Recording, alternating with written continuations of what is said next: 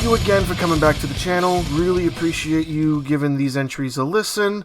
The next one I got up is pretty recent. It came out last year. It's called Unhinged. I just got to sit down with this last night, and while it's fresh in my head, I wanted to sit down and talk about it. I never really thought I would have given it a chance. It does kind of seem pretty random. However, it does have Russell Crowe, and I'm a big Russell Crowe fan. I kind of watched him in some really great films, such as Gladiator, Cinderella Man. He's been in a lot of really, really good films. So it's hard to say that a film with Russell Crowe is going to be bad. This I'm not going to say is good, but it's just one of those films that kind of fills you with anxiety from the very first second. And you're kind of on edge the entire time. If you don't mind films like that, then I would definitely say watch this. It's basically a portrayal of what would happen to a person with extreme road rage, and you had to deal with that person. Like, you get behind somebody, you beep at them, and that beep you give them, it just kind of sends them into a tirade, and then they, like, really want to fuck up your life because of it. And I'm going to only leave it at that because I don't want to give away too much, because there is a little bit more to the story, but at its core, it essentially is just that beep is one beep too many for this character that Russell Crowe plays. And he's basically ruining the lady's life who beeped at him. And it's because of some other stuff. Again, I'm not going to go too deep into that if you do want to see it. However, it is short, and it is very worth it. Whether or not you're a Russell Crowe fan, it is very anxiety-ridden, very well thought out, and there doesn't seem to be too much that just makes it kind of go longer than it needed. Almost like, oh, they added these random things to make it a longer movie. Like, if it was a 2-hour movie, then I would say that, but because it's only about an hour and a half, it feels appropriate at an hour and a half. Like, a 90-minute mark for a story like this, especially how they progress the story, sort of makes sense to me. There's a few things that happen that kind of lead into the area of far-fetched. I can't even say too far-fetched, because there might be some areas that does kind of make sense. So, for example, there's a scene where she stops at a gas station. She thinks she got away from him. He shows up. She gets in the car and tries to run off. She wants to call 911. She can't find her phone. He broke into the car and stole her phone. And she's one of these types of people that doesn't have, like, a screen lock, fingerprint, face lock, key entry, none of that. So he gets into the phone really easily. And he starts like, contacting people and, like, going to people's addresses. So, like, that's the thing. Like, this is where certain things kind of send me into the area where it doesn't make sense. So, like, he's able to find the addresses of people that mean something to her. Who puts people's addresses in their phone? Like, I don't know, maybe that's just a me thing, that all of my contacts have two things. It has the number and the email. I don't think I've ever needed to put an address to somebody's in the actual contact information. I mean, call me crazy. Again, this might just be a me thing. Maybe some people do it.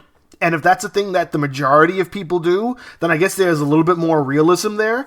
But then there's another point where, like, he's talking to her on the phone through her phone. Like, he puts his phone in her car and takes her phone, calls his phone from her phone, and is, like, telling her, like, give me the name of somebody that I can go and, like, torture, and you're gonna choose them, because you need to know what a bad day is. And so he's going through there, and he's opening up the apps because he has full range of it. There's no lock on the phone. So that, by itself as well, is realistic. There's a lot of people who don't have locks on their phone. I have learned the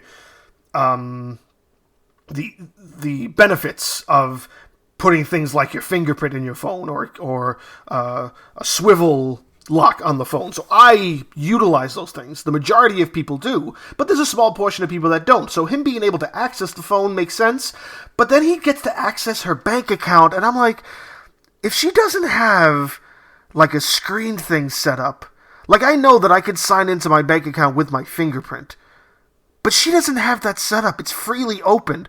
So how is he able to freely access her bank account and threaten to transfer her money to somebody else to leave her broke. Like, that to me is far-fetched. I mean, I don't know, maybe there's certain phones or certain bank accounts that will still keep it saved so it's easy login, I guess. I mean, maybe, I don't know. I feel like you would have to be one of those people. So here's the circumstances where that has to make sense. Not only do you have to be one of those people who don't protect their phone, but you also have to be the same person who has the same password for everything, and no matter what's saved, any guess of any password for any saved application, the password would still be the same. I mean, maybe that's possible, but that just seemed a little far-fetched to me. Again, I'm also talking about a movie, and the idea of things being too far-fetched in the film is kind of redundant. You know what I'm saying? Like, you can't sit there and go, what's the actor who played Sam in Game of Thrones said it best. He's like, you're doing all this walking around, and you're not really eating a lot, and you're talking about being hungry, but you're fat. How are you fat in that world? And the actor's like, this is a show about dragons, and me being fat is what stops you from believing. And I pull that card out for a lot of different things that pop up, whether it's in films or TV shows. I'll stop a person right away who says some shit like, that doesn't make any sense to me. And I'm like, this is a show about pirates, and that's the thing that doesn't make sense to you. It's a very good kind of counter-argument, because, yeah, it's fantasy. It's written that way. But, you know, certain things need to be written into an extent where it does make sense. So there are a few things that happen here that are a little far-fetched, that kind of don't make 100% sense to me, but it is worth sitting through. I'm not going to say it's not worth sitting through.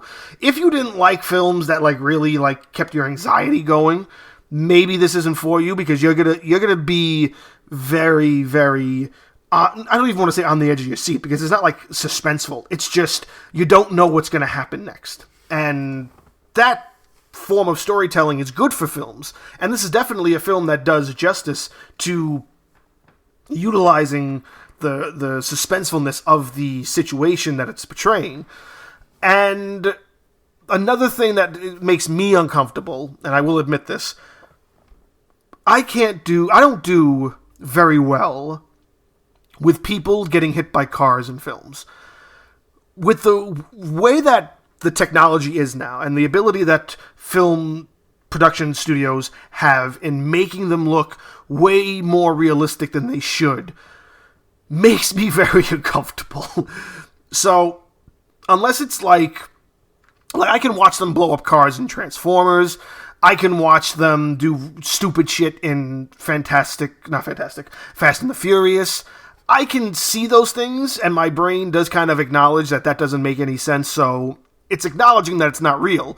But when you have films that just randomly have a person get hit by a car, or gets pummeled by a truck, or a car gets hit by a train or something, when it's just kind of not 100% part of that film, but it comes up, and it happens so fluently that it doesn't even look like there's any sort of movie magic. There's no dummy. It's just it's the digital stuff that they do to make it look as realistic as possible.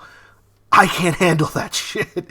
There's a scene where that happens. I mean, of course, you're talking about a movie about road rage. It happens a couple of times. But the first one that happens in the film, I let out a noise that my wife had to pause, and she looked at me and started crying in laughter, and I had to explain to her, I'm like, I can't do that. I can't do stuff like that in movies, and I almost squealed to an extent, because it just makes me uncomfortable.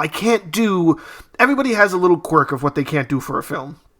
They can't see blood, they can't see people getting stabbed, they can't see people falling off buildings or whatever.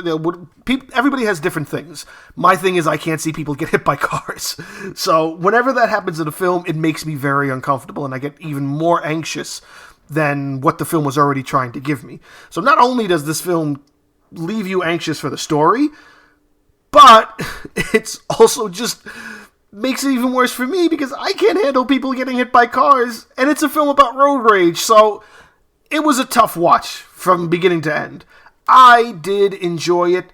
I would say watch it, but be prepared to be uncomfortable for the hour and a half. It is very much on the edge of your seat. It is very much a weird portrayal of something that's very real, but obviously over-exaggerated. And it does make you kind of sit there and go, I'm going to drive safe for the rest of my life, because I'm not going to I don't want to deal with any of this. And it really is that idea that makes it even more realistic, is that if you try to pick fights with anybody in a store or in a restaurant or on the road and you get road rage, you don't know who you're dealing with. You don't know who's in the other car. You don't know who that other person is. There's a Sebastian Maniscalco joke where he says, back in the day when you were in a club, if a guy bumped into you, you started a fight. You threw a punch, he threw a punch, maybe one of you wins, and then maybe it gets broken up. That's just how fighting was back in the day.